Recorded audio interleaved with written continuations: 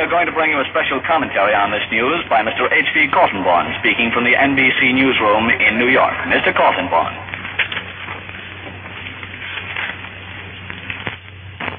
You can say it with emphasis, for it's ringing in millions of hearts all over the world tonight.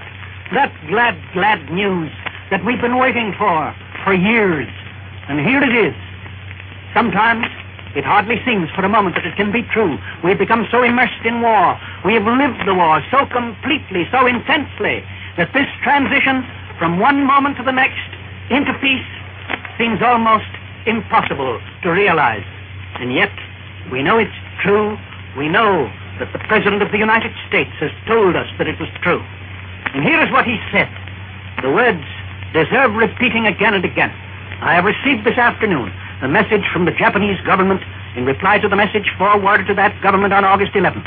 I deem this reply a full acceptance of the Potsdam Declaration, which specifies the unconditional surrender of Japan. In the reply, there is no qualification. Arrangements are now being made for the formal signing of surrender terms at the earliest possible moment. General Douglas MacArthur has been appointed the Supreme Allied Commander to receive the Japanese surrender. Great Britain, Russia, and China will be represented by high-ranking officers. Meantime, the Allied armed forces have been ordered to suspend offensive action.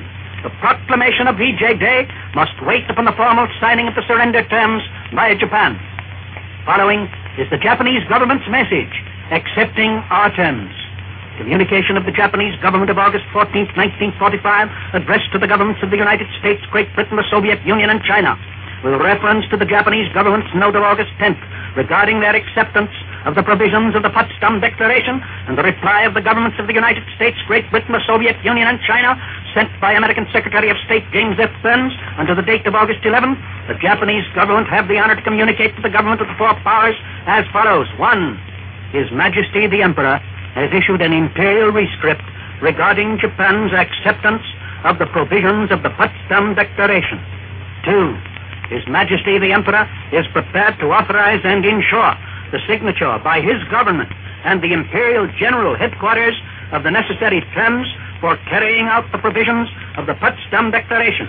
His Majesty is also prepared to issue his commands to all the military, naval, and air authorities of Japan and all the forces under their control, wherever located, to cease active operations, to surrender arms, and to issue such other orders as may be required by the Supreme Commander of the Allied Forces for the execution of the above-mentioned terms. Nothing could be more complete, more absolute, more devoid of the slightest qualification. The one point of doubt is the text of the rescript to which the Emperor refers in the first point of his declaration. He says that he has issued an imperial rescript regarding Japan's acceptance of the provisions of the Potsdam Declaration. It is quite possible that that is the document which he will read over the radio to the Japanese people at 11 o'clock Eastern wartime, and of which NBC will give you a full report. And so we come to the close, or near the close, of a momentous day. And what a curious day it's been in the history of the war. Those of us who followed the press and radio bulletins since the day began have lived in a twilight zone between war and peace. Not long after midnight, Domei, the official Japanese news agency, told the world that Japan had surrendered. When radio's instantaneous transmission carried that news to the 48 states, the celebrations began. They became riotous in many cities as the morning wore on. But there was no more news. Early reports that the surrender note had reached Switzerland were denied. For hours, there was a feeling of frustration. Then, in mid-afternoon, came a broadcast from NBC's Max Jordan, which electrified those who heard it. Scoring one of the big beats of the war, Jordan gave us the first real news of the day. The Japanese note had reached Bern, he said, and would be at the White House in 2 more hours.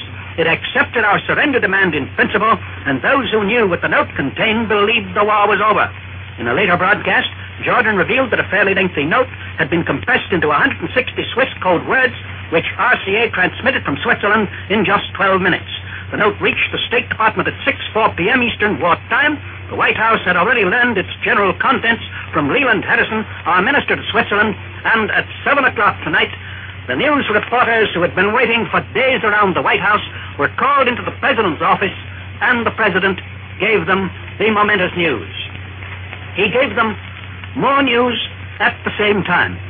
He told them that something like 5 million American men now in the armed forces will be released to civilian life within the next 12 to 18 months.